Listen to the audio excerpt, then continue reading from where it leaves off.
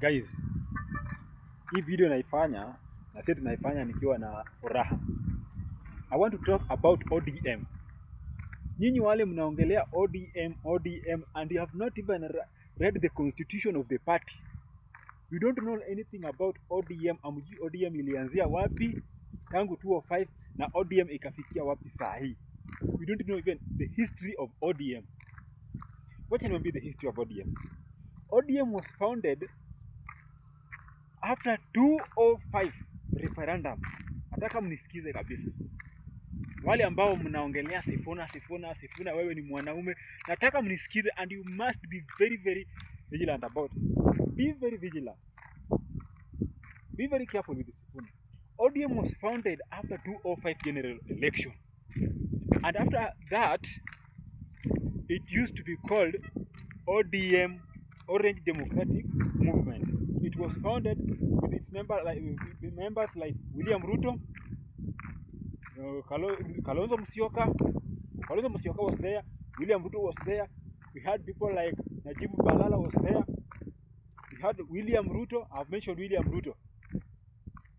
It had many leaders. Then there is somebody called Imanyara. The first name I've forgotten. Imanyara alienda chini na akaenda akaregister hii chama inaitwa ODM. Unanisikiza? Kama kina Raila hawajui, kama kina Ruto hawajui, kama kina Balala hawajui, kila mtu hajui, akaenda akairegister akisaidiwa na people ambaye ni wapinzani wa kina Raila, wakaenda akaregister hii chama. Wakati kina Raila walisema wanataka kutumia hii chama sasa ambayo inaitwa waenda kuregister hii ODM, by that time itu haikuwa chama mpaka Imanyara akairegister. So wakati kina Raila wakasema kina Raila walitoka na wakasema wanaenda kuchukua hii chama sasa wairegister. Unisikiza? Wakasema wanaenda kuregister hii chama. Kuenda wakapata hii chama ishakuwa registered. Confusion ikaingia.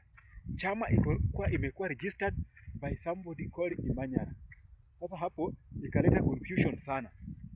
Ikabidi kina Raila waende waunde chama inaitwa Orange Democratic Movement Kenya with 1.5 oranges. Unaona? Symbol yake ilikuwa na orange moja na nusu.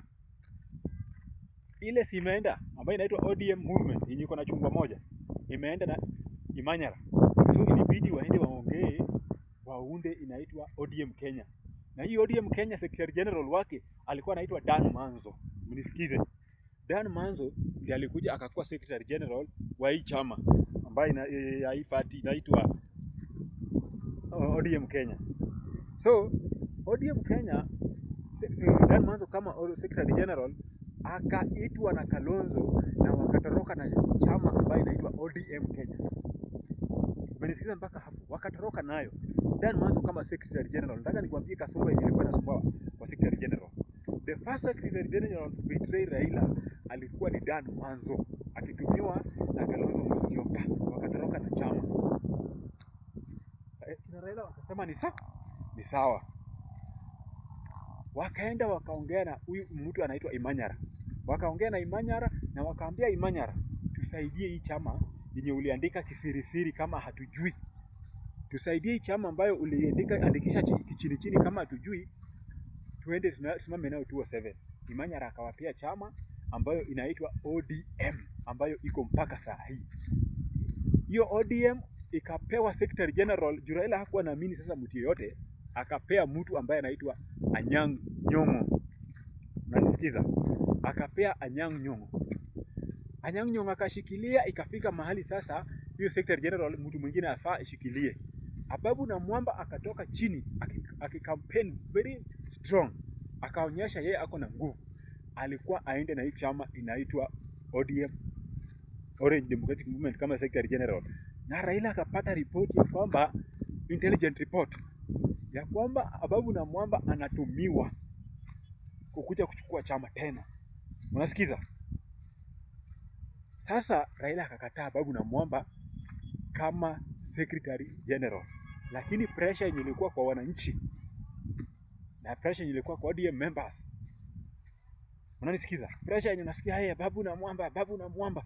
ikabidi Raila alikuwa reluctant, na Ababu Namwamba akachukua chama, akachukua secretary general. Wakati Ababu Namwamba alifika kwa ofisi, kuna documents alinyimwa. Unanisikiza? Sasa hapo ndio ikaleta shida. Ababu Namwamba akasema yeye hawezi kuwa general bila bunduki. Ikaleta shida juu hakuwa naaminika. Ikabidi jamaa atoroke aende Jubilee. Munisikize vizuri. Baada ya Ababu Namwamba kuresign, wakapea mtu anaitwa Agnes Zani kushikilia nafasi kama secretary general, akashikilia mpaka huyu Sifuna akakuja akachukua. Na Sifuna alikuja akachukua baada ya Sakaja kumbwaga chini akisimama senator wa Nairobi in 2017. Ikabidi akapewe secretary general kumtuliza. Akachukua secretary general. So, saa hizi Sifuna ameanza vile venye Ababu Namwamba alianza. Najua watu wanasema pressure iko nje, Sifuna ako sawa, Sifuna ni mwanaume. The same things Raila aliona kwa Dan Mansa, akakuja akaona kwa Ababu Namwamba, is the same things Sifuna want to do again.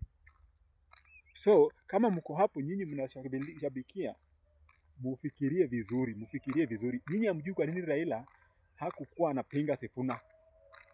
Alikuwa anajua anaona mbele kuliko Sifuna. So Sifuna alikuwa anapiga kelele, lakini hakuwa anashtuka na Sifuna juu alikuwa anajua kitu Raila Sifuna anaona sahihi, Raila alikuwa ashaona.